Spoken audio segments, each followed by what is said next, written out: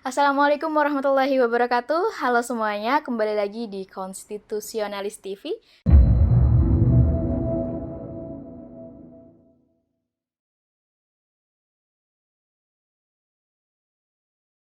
Bersama saya Nuriska Hovifah yang akan menjadi host di acara kali ini di Ulas Buku. Untuk teman-teman semuanya yang menonton YouTube channel kami, jangan lupa untuk subscribe, like, komen, dan juga nyalakan notifikasi loncengnya supaya nggak ketinggalan informasi-informasi apa aja yang ada di channel kita. Nah, teman-teman, kali ini kita akan mengulas buku lagi nih yang berjudul Hukum Acara Sengketa Pemilu Kada, Dinamika di Mahkamah Konstitusi, yang ditulis oleh Dr. Heru Widodo SHM Hum. Dan yang sangat luar biasanya lagi, kita udah langsung bersama penulisnya nih. Pak Heru, gimana kabarnya, Pak? Alhamdulillah Alhamdulillah sehat. Mbak Iski sehat. sehat ya? Alhamdulillah sehat. Kesibukannya sekarang kalau boleh tahu apa tuh, Pak? Kesibukan saya kan profesinya ganda. Ganda. Ya, keseharian advokat. Keseharian advokat. Selain itu juga mengabdikan ilmunya mengajar di beberapa perguruan tinggi. Ya, dosen tetap di Universitas Islam As-Syafi'iyah. Kemudian juga dosen tidak tetap di Magister Ilmu Hukum UGM kelas Jakarta dan Magister Hukum Kenegaraan Universitas UPN Veteran Jakarta. Banyak juga nih, Pak. Ya, tiga lah. Cara ngatur waktunya gimana tuh? Oh, Antara kantor hukum juga dosen gitu ya, Pak? Kebetulan kalau kantor hukum kan kita bisa atur karena kantor sendiri. Kalau ngajar selama ini masih online, jadi kita bisa atur jadwalnya. Di hari Jumat ada mata kuliah, kemudian dan juga hari Sabtu. Oh gitu. Iya. Nah, kita ini kan sekarang dalam rangka untuk mengulas buku yang ditulis oleh Pak Heru Widodo soal hukum acara sengketa pemilu kada nih. Kalau dari apa ya, yang melatar belakangi Pak Heru untuk menulis buku ini tuh apa sih, Pak? Ya, jadi sebenarnya buku ini merupakan aktualisasi dari disertasi yang saya tulis ketika menempuh program doktor di Universitas Padjadjaran. Nah, karena keinginan saya untuk mempublikasikan supaya tidak hanya ada di bahan di perpustakaan, saya coba reformulasi dengan bahasa yang lebih populis. Kemudian saya coba tawarkan ke penerbit. Kebetulan penerbit ini adalah Konstitusi Press yang ada di Mahkamah Konstitusi, dan hasil evaluasi memenuhi syarat untuk diterbitkan. Sehingga diharapkan dengan dipublikasikannya ke tengah masyarakat bisa menambah referensi. Karena buku ini memang dilatar belakangi atau dipenuhi dari sisi praktik hukum yang selama ini berlangsung gitu. Tidak semata-mata akademik begitu. Berarti bisa dibaca oleh masyarakat umum, juga bisa nambah referensi mahasiswa gitu ya, Pak? Ya, betul. Karena kan dinamika hukum acara, kalau kita melihat pada hukum acara yang ada di peraturan Mahkamah Konstitusi, ini berbicara soal hukum acara pilkada ya, itu sangat terbatas. Hukum acaranya itu simple, tapi prakteknya sangat dinamis. Dari ketika pilkada awal, kemudian berkembang, dan bahkan dari sini ya kemudian akhirnya muncul penemuan-penemuan hukum dari hakim, kemudian pembentukan hukum yang akhirnya ini dari dinamika 2008 sampai dengan 2014 yang luar biasa adalah ketika diambil alih sebagai kebijakan politik hukum pembentuk undang-undang. Jadi temuan hukum oleh hakim dalam penyelesaian sengketa pilkada dan pembentukan hukum oleh hakim kemudian di take over menjadi norma oleh legislatif. Dan di tahun 2015 ketika pilkada sudah menjadi serentak, banyak praktek hukum yang tadinya dalam bentuk putusan hakim kemudian dimasukkan ke dalam undang-undang. Dan sekarang menjadi bagian dari sistem keadilan pemilu pilkada dan pemilu. Di antaranya adalah lahirnya pasal-pasal tentang pelanggaran TSM. Dulu tidak ada di dalam Undang-Undang Pilkada yang pertama, 32/2004. Muncul dalam praktek, ada putusan hakim, berulang, kemudian diakomodir dalam Undang-Undang Pilkada, dan terakhir untuk pemilihan umum serentak 2019, itu pun diakomodir di dalam Undang-Undang Pemilu itu. Oke, baik. Kalau untuk jangka waktu pembentukan dari awal sampai diterbitkan itu berapa lama, Pak? Karena ini disertasi, ketika penyusunan disertasi cukup lama. Cukup lama karena ya kalau disertasinya saya ambil studinya di awal 2013.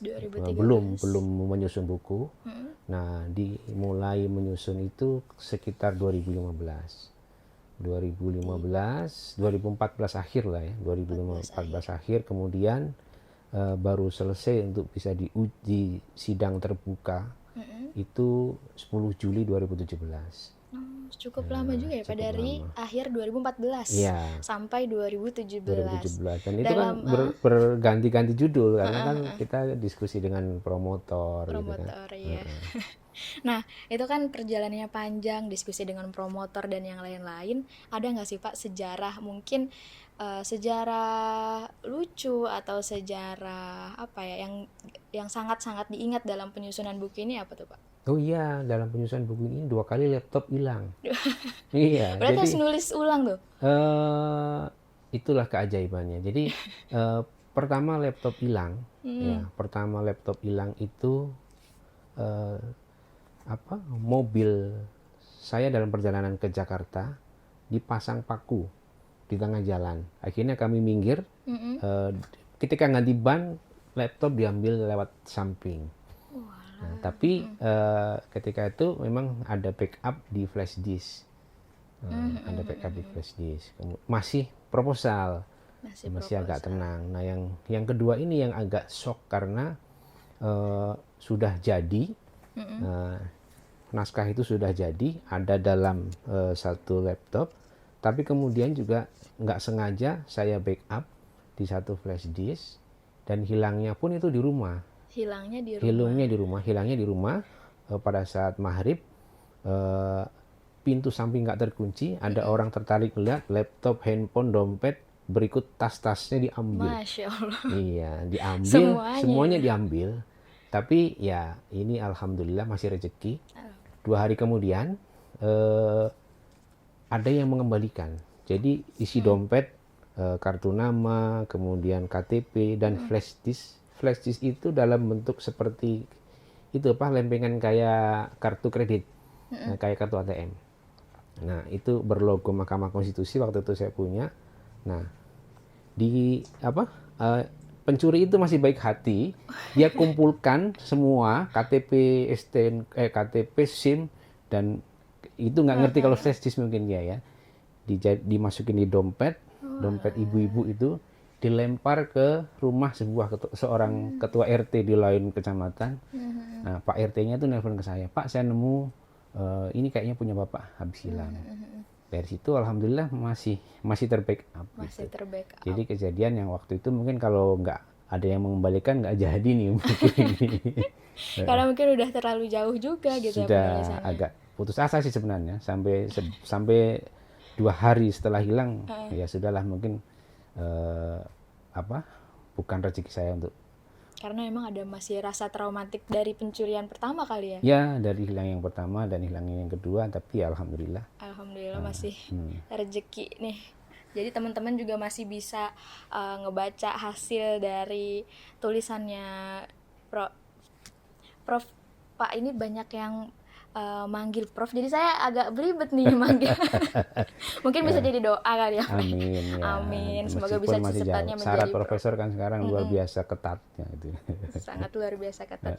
Iya. Jadi teman-teman bisa ngebaca buku dari Pak Heru, Dr. Heru ini. Nah, menurut Pak Heru sendiri nih, teman-teman yang ngebaca buku ini apa sih urgensinya, atau untuk mahasiswa sendiri mungkin lebih ke sana? Ya, kan buku ini merupakan bagian dari perjalanan perkembangan hukum acara. Hukum acara yang karena perkembangan belum terdokumentasi dalam bentuk peraturan. Jadi bagaimana perkembangan praktek peradilan, memang ini khususnya di Mahkamah Konstitusi yang dokumentasinya belum terhimpun. Ada sih di websitenya Mahkamah Konstitusi, tapi tidak terhimpun dalam kalimat-kalimat yang terhimpunnya dalam bentuk putusan-putusan. Nah, ini kan kita coba narasikan, kemudian kita kelompokkan putusan kenapa dulu misalnya Mahkamah Konstitusi kok mempertimbangkan bakal pasangan calon untuk bisa berperkara di Mahkamah Konstitusi dan sekarang tidak. Nah, itu ada runtutan ceritanya. Nah, ini bisa menjadi bahan untuk memperbandingkan ketika sekarang peraturannya seperti ini, dulu bagaimana sih itu kasusnya yang muncul dulu bagaimana. Nah, sekarang misalnya ada kasus di putusan Pilkada terakhir 2020, ada pasangan calon yang sudah menang tapi didiskualifikasi oleh Mahkamah Konstitusi, seperti di Kabupaten Saburai Jua dan Kabupaten Yalimo, Papua. Nah, ini putusan ini dulu pernah juga diputus oleh Mahkamah Konstitusi, contohnya di Bengkulu Selatan. Kasusnya ya berkaitan dengan pelanggaran terukur. Nah, pelanggaran terukur ini memang tidak ditemui di aturan normatifnya, nggak ada, tapi dalam praktek putusan ada. Nah, ini menjadi bagian yang kita analisis. Jadi kalau misalnya mau melihat strukturnya, pengelompokan yang pelanggaran-pelanggaran pilkada misalnya, yang terstruktur bagaimana, yang terukur bagaimana, yang kualitatif bagaimana, yang hanya normatif bagaimana gitu. Jadi mempermudah untuk karena memang udah ada contoh-contoh konkretnya. Sudah ada gitu. contoh konkretnya.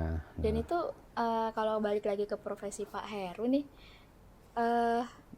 Pak Heru ikut dalam hukum beracaranya juga, beracaranya waktu itu. Oh iya, ini sebagian yang saya tulis adalah sebagian yang saya tangani langsung. Itu. Oke Pak, mungkin sekarang soal harapan Bapak terhadap buku yang sudah diterbitkan ini, Pak. Ya, tentunya kalau bagi mahasiswa ya bisa menambah memperkaya keilmuan di bidang hukum acara, karena hukum acara yang secara teoritis hanya membekali secara azas dan prinsip-prinsip, tapi bagaimana seni berperkara itu hanya bisa ditemukan dalam praktek, dan praktek itu ya bisa ditemukan melalui catatan-catatan yang dibuat oleh para praktisi, ya, sehingga nanti manakala ingin mencoba menggunakan seni yang seperti ini atau seni yang lain, nah bisa dijadikan bahan referensi. Itu bagi mahasiswa, tentunya juga bagi para praktisi akan memperkaya. Semakin kaya ilmunya, kaya pengetahuannya, tentunya mengharapkan ya ke depan para praktisi yang beracara itu semakin mahir dan berkualitas gitu loh. Tidak sekedar paham secara tekstual, tapi kontekstualnya, perbandingannya, jadi kajiannya semakin mendalam. Jadi sidangnya semakin seru gitu loh. Sidangnya semakin seru ya, Pak. Jadi tidak hanya sidang datang pengacara dimarah-marahin oleh hakim. Tahu hukum acaranya apa enggak gitu. Baca putusan yang diajukan oleh Pak Victor. Baik. Pak Victor itu siapa tuh, Pak? Itu pengacara konstitusi. Pengacara yang sudah mahir di konstitusi tuh, Pak ya, Pak? Iya, Malang Melintang. Ya. Baik. Nah, Pak, tadi saya sempat ngebuka bukunya nih, Pak. Terus ada soal pembaharuan hukum acara penyelesaian sengketa hasil pemilu kada. Boleh di spoiler dikit aja, Pak, biar nanti selebihnya teman-teman bisa baca gitu. Ya, dari pembaharuan hukum acaranya itu ya diantaranya soal kepastian tentang tenggang waktu, ya, kepastian tentang tenggang waktu pengajuan permohonan. Nah, itu salah satu di antaranya. Kemudian soal pembuktian. Soal pembuktian kan sekarang dibatasi bukan berdasarkan hukum acara, tapi berdasarkan, ya kalau saya memandang berdasarkan diskresi hasil musyawarah majelis hakim gitu. Padahal kan Sebenarnya kalau bicara soal jumlah saksi, ya berbeda antara satu perkara dengan perkara yang lain, tidak bisa disamaratakan. Semua misalnya rata-rata 5, padahal ada satu kasus yang butuh, bahkan tidak butuh saksi misalnya, ada satu kasus yang butuh saksi banyak gitu. Itu belum terakomodir. Jadi disamaratakan. Bahkan kalau kita melihat ketika perselisihan hasil pilpres pun dibatasi, sementara cakupan perkaranya itu sangat luas kan, nasional gitu loh.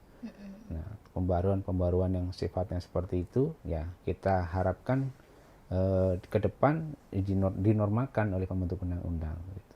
Dan Pak Heru itu kemarin sebagai tenaga ahli di sengketa itu, Pak. Waktu sengketa pilpres sebagai saksi ahli yang diajukan oleh pasangan Jokowi Ma'ruf bersama Prof. Edi Hiaries. Baik. Baik Prof, mungkin itu obrolan yang bisa kita diskusikan kali ini. Semoga bisa bermanfaat untuk kita semua, khususnya saya dan teman-teman yang sudah nonton di channel kami. Tapi jangan lupa juga beli bukunya, baca bukunya supaya untuk teman-teman mahasiswa juga bisa menambah referensi nantinya. Ini tersedia di mana, Pak? Kalau di semua toko buku Gramedia ada, karena kebetulan yang menerbitkan kan Konstitusi Press. Koperasi Konstitusi ya. Di MK juga ada, kemudian kalau nggak salah di online itu Tokopedia, terus Bukalapak itu ada. Sekarang kan gampang, kita nggak perlu ke toko buku, klik besok atau lusa sudah jadi. Kalau ya seperti itu. Baik. Oke, untuk teman-teman yang mungkin yang udah baca juga bisa nanti sharing-sharing di kolom komentar ya. Dan karena keterbatasan waktu mungkin kita terpaksa menyudahi pertemuan kali ini, Pak. Terima kasih banyak Pak Dr. Heru Widodo atas waktunya menyempatkan ulas buku bareng kita di Constitutionalist TV. Terima kasih juga untuk teman-teman semuanya yang udah nonton. Semoga kita bisa berbagi lagi nanti, bisa ketemu lagi. Nggak bosan-bosan lagi, saya ingatkan kepada teman-teman jangan lupa subscribe, like, komen, dan juga nyalakan notifikasi loncengnya supaya konten-konten yang kita buat nanti nggak ketinggalan dan teman-teman semua bisa nonton lagi. Oke, saya Iski pamit undur diri. Terima kasih semuanya, terima kasih Dr. Heru Widodo, terima kasih teman-teman. Baik, wassalamualaikum warahmatullahi wabarakatuh.